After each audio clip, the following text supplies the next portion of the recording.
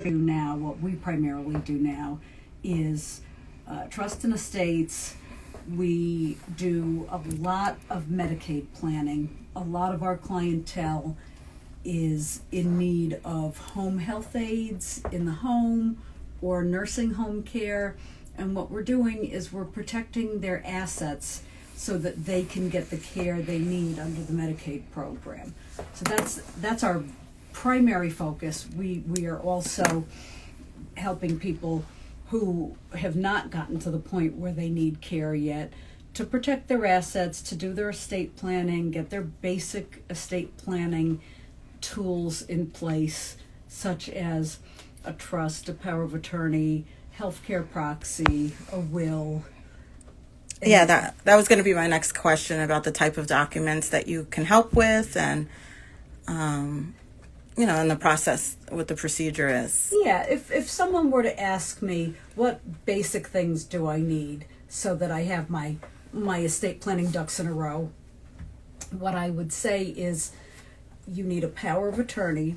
We all need a power of attorney because if something happens to us, let's say we get sick unexpectedly or get in an accident or something like that, you always want to have the document that says, I appoint so-and-so to act on my behalf. So that person can have access to your bank accounts, for instance, so they could transfer funds or pay your bills or engage in planning to get you onto Medicaid if that's something that's necessary. The other thing you want to have is the healthcare proxy. That's the document that says, if I can make my own decisions, then the doctors are to listen to me. If I cannot make my own decisions, like let's say I'm unconscious or I'm confused or impaired in some way, then I want you to call my daughter and she's going to make my decisions. So only if you're not able to make them yourself does that appointment kick in. Got it. Someone did ask about guardianship and conservatorship versus a power of attorney, if there's, what the difference is. Oh, sure. Power of attorney is good and guardianship is bad.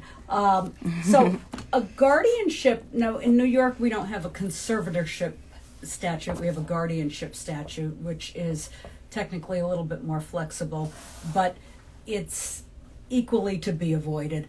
If you lose capacity, let's say you end up being extremely demented or you have a stroke and you lose your capacity that way, or you have a traumatic brain injury or something like that where before you were fine, now you're not, and you can't make your own decisions, you can't handle your own affairs.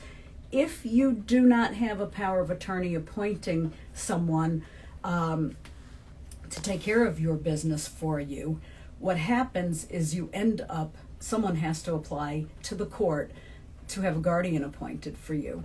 And that's a whole big ordeal. That's not a small thing. That's a court proceeding. It's a lot of money. It's expensive in terms of legal fees.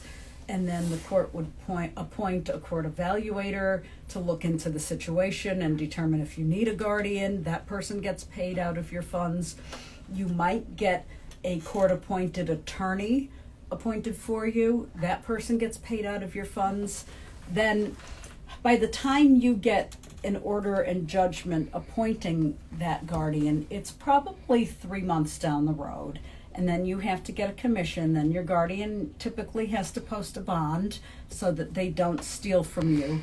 Then after that, once they are authorized to act on your behalf, if there's anything special that needs to be done, they're going to have to go into court, make a motion, get the court's permission. It's very burdensome. It's burdensome to the incapacitated person's finances, and it's burdensome to the person who's actually acting as the guardian. Then they have to do an accounting in May of each year to what's called a court examiner, so that they can keep an eye on what the guardian's doing with your funds. So all of that is not necessary if you've already made these decisions in advance. So, like the planning ahead yeah, of well, time, like the power of attorney and the healthcare proxy. Literally, if you have those two things in place, you are not going to end up in guardianship court. So it's pretty basic planning, but it avoids a world of trouble and cost if anything does happen. Okay. Speaking of the court system, what is a probate and how can I avoid that?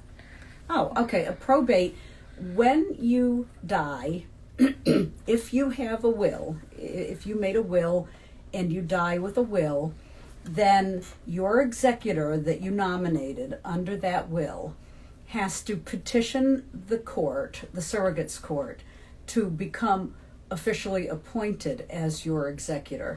Now, what's the problem with probate? The problem with probate is it takes a really long time in New York.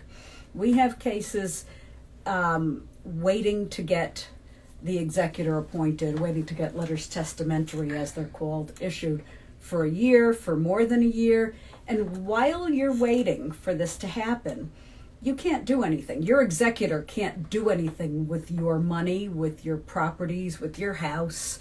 The reason we want to avoid probate, if at all possible, is that we don't want that year's worth of wasted time after your death where your family can't do anything with your assets. So a better plan in most situations is to put your assets into a trust. A trust, unlike a will, it doubles as a will. It says who gets what after I die, who I want to be the trustee, anything else that you might want it to say. I mean, a trust is very flexible, but after you pass away, your trustee can go right ahead and effectuate your wishes. Like if you said, I want this account to go to my daughter and I want the house to go to my son, your trustee can retitle the account to your daughter and deed the house to your son right away. I mean, bury you first, but right away they can effectuate your wishes. Yes, we actually have a question from _K.official_. She said, "Hi, Lori, how do I know if I need a trust and what are the benefits?" And also, I guess the difference between a will versus a living will versus a living trust. Well, that's a lot of questions. Yeah, okay, so the first one is how do I know if I need a trust and what are the benefits? Will. Correct. So one major benefit is that you're avoiding probate. So if you have assets, like if all you have, let's say, maybe you're young, maybe you have a modest estate at the moment, and all you have is a checking account or a savings account. You can do a will, and you can also put beneficiaries on your accounts so that they will pass outside of your estate. If you have, let's say you have a checking or savings account that does not have a beneficiary or in trust for, payable on death, the transfer on death designation, then someone will actually have to go in and do a probate proceeding. So it's nice to avoid that. So if you have very, very modest assets at this point in your life and you don't want to do a trust, make sure you have beneficiaries on all of your accounts. All of your accounts. Got if it's it. a retirement account, if it's a life insurance policy, make sure everything has a beneficiary. If you own your home or if you start acquiring assets of any substance, you really want a trust. Because after you pass away, again, you don't want these things to be held up in probate. Also, if you're a little older, more in my generation, No. you might want some other benefits that certain types of trusts can offer, such as a Medicaid asset protection trust, which would get the asset out of your name for Medicaid purposes. That might be a little beyond the scope of the question. Yes. But trusts can be a very flexible way of doing your planning. But you definitely recommend them, yes, over. I typically do, yeah. Yeah, over other things. So I know you wrote a book about Medicaid and home care. Can we start off first with what's the difference between Medicare and Medicaid? Because people get so confused. Oh, sure. And then we'll get into your book. So, We only have 3 minutes. Okay, Medicare is the program that provides health care for seniors, 65 and over.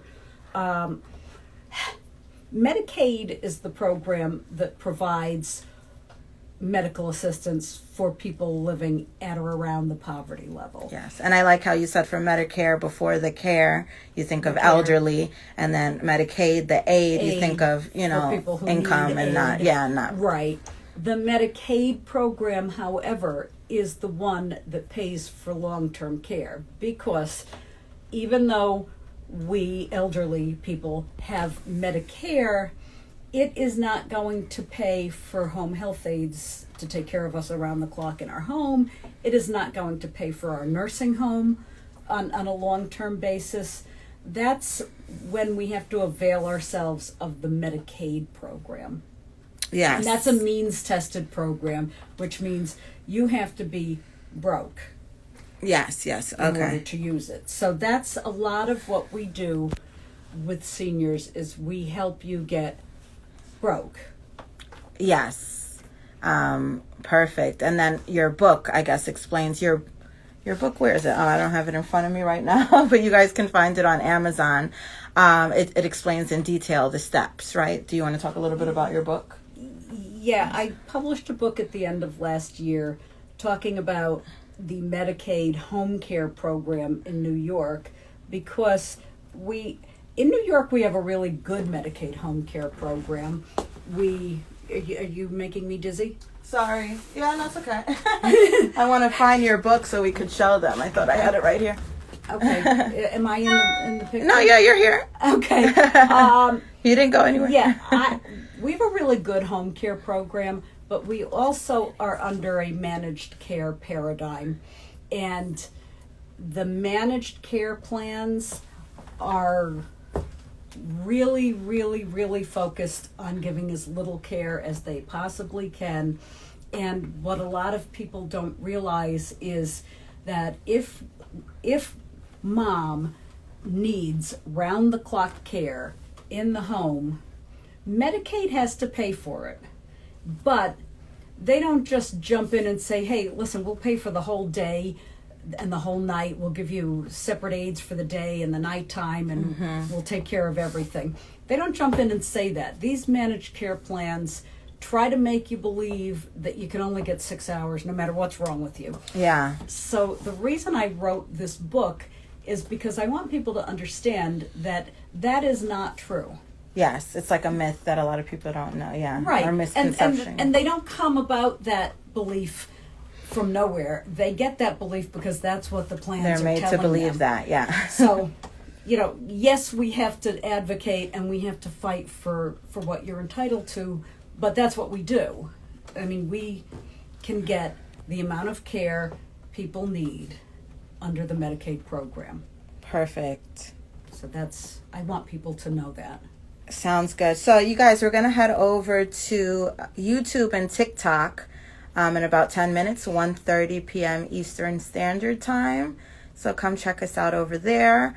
We did have a question from Reka. Reka, let me see. Reka Bergeron, is that how you say your name? Hi, a family member of mine is on Medicaid. They just sold their home. What can we do so they don't lose benefits? So we're going to answer that question over at on YouTube and TikTok.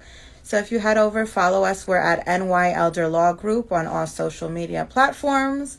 And we'll be back soon. Thank you guys so much for tuning in. Give me a second. I want to show you guys the book right before we leave. 1 second.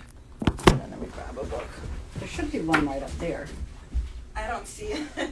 I know, it's under stuff, but I have one in here. Oh.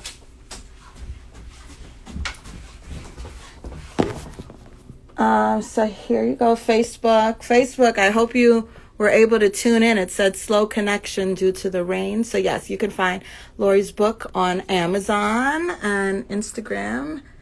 Here you go. So we'll see you guys over at YouTube and TikTok. Thank you so much. Say bye, Lori. Bye. Bye.